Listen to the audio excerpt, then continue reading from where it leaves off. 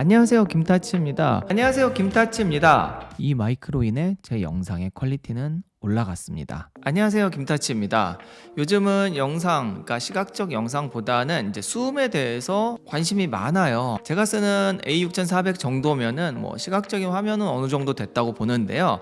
소리가 좀 이뻐야 이 영상의 퀄이 올라간다고 요즘에 진짜 뼈저리게 느끼고 있거든요. 그래서 지난번에도 마이크 비교 리뷰를 했고, 사실 이 마이크면은 유튜버들에게는 거의 끝판왕이 아닐까 라는 생각이 들 정도로 전 정말 너무 마음에 드는 마이크를 소개하려고 합니다. 바로 슈어의 MV7인데요. 요즘에 많은 분들이 리뷰를 하더라고요. 저도 슈어에서 제공을 받아서 지금 한 2주 정도 사용을 해봤는데 너무 좋아요. 진짜 조금 번거로운 거는 있는데 그거 빼면은 진짜 그 소리의 퀄리티는 진짜 최고라고 생각을 합니다. 자, 그러면 언박싱부터 한번 해보고 시작해 볼게요. 라고 하기에는 이미 뜯어버려가지고 사용을 오래 해가지고 언박싱이 아닌 구성품이나 제품 소개를 간단하게 하고 들어갈게요. 여기에 슈어라고 써있죠. 그리고 앞에 뚜껑을 빼면 이 안쪽에 마이크가 이렇게 있어요. 자, 다시 씌우고, 위에는 XLR 단자예요. 보통의 마이크 단자. 근데 컴퓨터랑 직결은 안 되죠. 왼쪽은 이제 모니터, 이어폰이나 헤드폰을 바로 들을 수 있고요.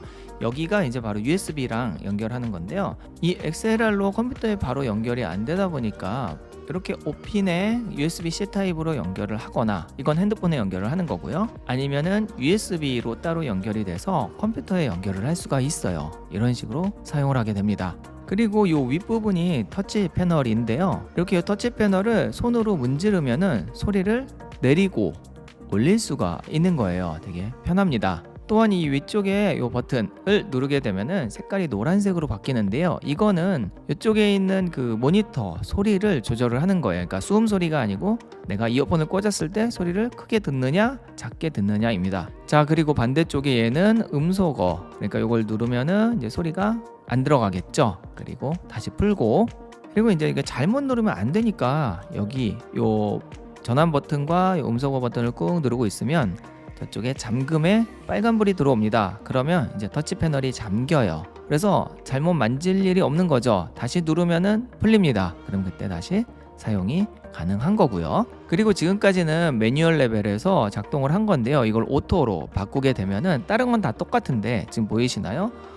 이렇게 점이 하나 건너편으로 나와서 아무리 만져도 만져지지가 않아요. 왜? 오토니까 여기서 따로 수음 레벨을 만질 수가 없는 거죠. 외관 사용은 이 정도로 하죠. 사실 이 마이크가 유명한 이유가 있습니다. SM7B라고 해서 보통 이제 스튜디오에서 되게 소리를 깨끗하게 잡는 고가는 아닌가? 여튼 5인패 사고 뭐 이런 것들 장비 다 사면 한 100만 원 넘어가니까 고가죠. 되게 유명한 장비가 있는데 걔의 동생격으로 나와서 거의 그 정도의 퀄리티가 난다고 해요. 게다가 오디오 인터페이스니까 중간에 연결할 필요 없이 바로 USB로 직결도 되기 때문에 편의성도 굉장히 높아졌죠. 따라서 이게 이슈가 될 수밖에 없는 것 같아요. 지금 들리듯이 소리 굉장히 좋잖아요. 되게 깔끔하고 진짜 목소리 하나는 제대로 잡아줍니다. 그럼 이 MV7이 왜 목소리에 특화가 되었는지를 봐야 되는데, 사실 얘는 다이나믹 마이크입니다. 마이크는 크게 보면은 뭐 두 가지 정도로 나뉘는데요. 컨덴서 마이크 그리고 다이나믹 마이크, 이렇게 두 가지가 나뉘어요. 저는 이제 컨덴서 마이크는 MXL 2006을 사용을 하고, 다이나믹 마이크는 사실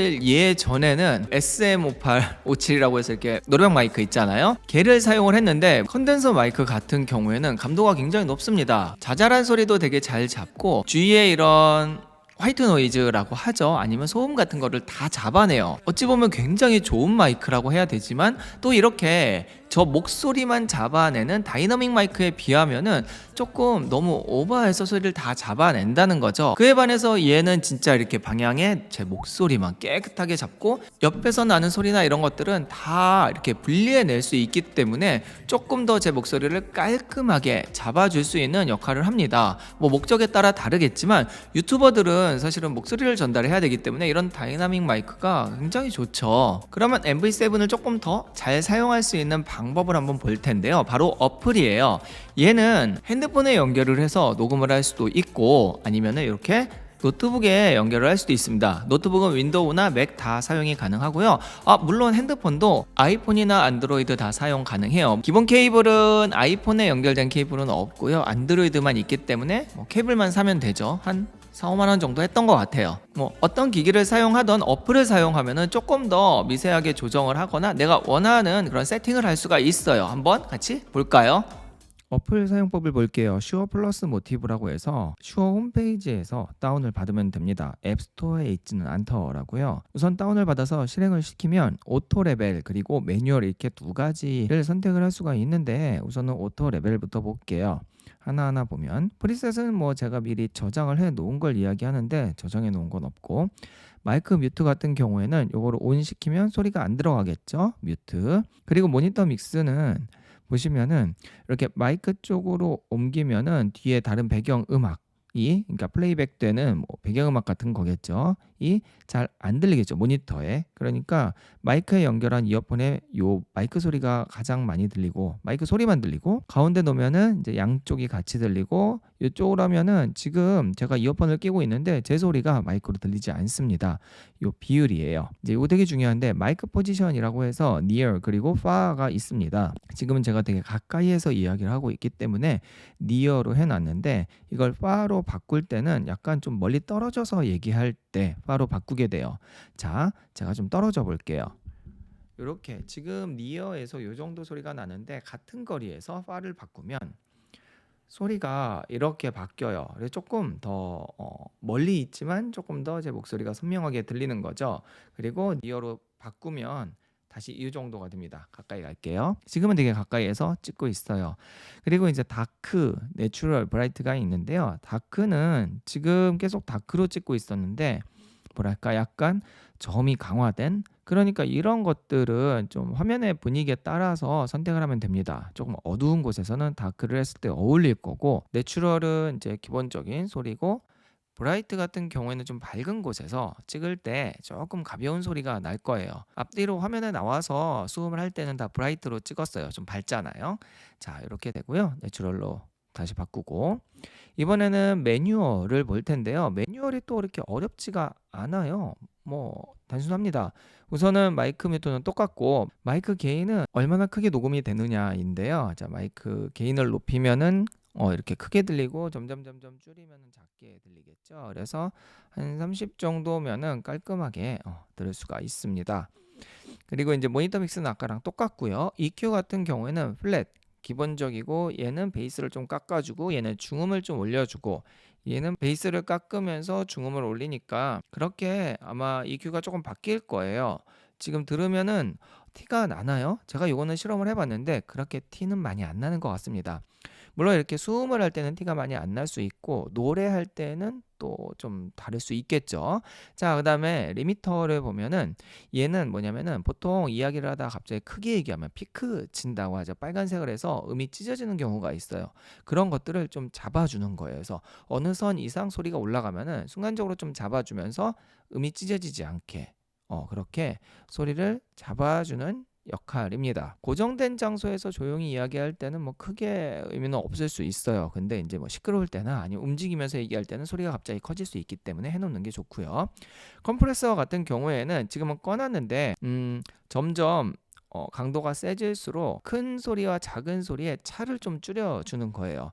그러니까 이야기를 할 때 좀 크게 이야기하고 작게 얘기하면 이 차이가 크지 않아요? 근데 얘네들은 좀 올려놓으면은 지금 가장 헤비했을 때는 큰 소리랑 작은 소리의 그 갭차를 좀 줄여주면서 소리를 좀 자연스럽게 하기는 하는데, 문제는 헤비를 해놓으면 저는 기본적으로 좀 어색한 감이 있더라고요. 좀 인공적인 소리가 나기 때문에 저는 사무실에서 할 때는 그냥 꺼놓고 씁니다. 이 정도가 실제 어플 사용법인데요. 그냥 저는 오토 레벨을 쓰는 게 좋을 것 같아요. 세부적으로 저렇게 할 일이 일반적인 유튜버한테는 별로 없지 않을까 싶습니다. 솔직히 요즘에 이제 수음 때문에 되게 스트레스 많이 쌓였어요. 지금 여기는 아니고 제 원래 사무실이 울림이 너무 강해가지고 거기에서 이제 울림을 최대한 잡아야 되는 마이크를 찾고 있었는데 그냥 예스면 될 것 같습니다. 마지막으로 제가 앞에서 얘기를 안 하고 넘어간 부분이 있는데 단점을 얘기해야 돼요. 뭐냐면 얘는 카메라에 직결이 안 됩니다. 뭐 노트북이나 아니면 핸드폰에 연결을 해서 나중에 편집할 때 영상과 이 소리의 소스를 합쳐서 싱크를 맞춰서 다시 편집을 해야 돼요. 물론 뭐 프리미어나 파이널 컷이나 자동 싱크 맞춰주는 기능이 있어서 뭐 크게 불편하지는 않은데 그래도 한 1분 정도의 수고를 더 드려야 된다는 거죠. 뭐 그 정도 투자할 만한 퀄리티이기 때문에 뭐 그거는 큰 단점은 아니라고 생각을 해요. 그리고 핸드폰으로 촬영하시는 분들은 바로 직결해서 수음이 되니까 뭐 문제 안 되겠죠. 여러분들 유튜브 할 때 장비 걱정 되게 많이 하시는데요. 우선 수음 부분에 어느 정도 예산이 있다 하면은 차라리 10,000원, 20,000원짜리 살 거 아니면은 이 MV7 사서 깔끔한 수음을 쓰는 게 좋을 것 같습니다. 사용법도 쉬우니까요. 자, 그럼 오늘 영상 여기까지입니다. 그러면은 다음에 또 뵐게요. 감사합니다. 참고로 이 마이크만 오기 때문에 이 스탠드도 사야 되거든요. 그래서 이런 것들도 좀 잘 알아보면은 괜찮은 거 많더라고요. 다음에는 제가 스탠드 종류가 많은데 그것도 한번 소개해 볼게요. 그러면 진짜 안녕.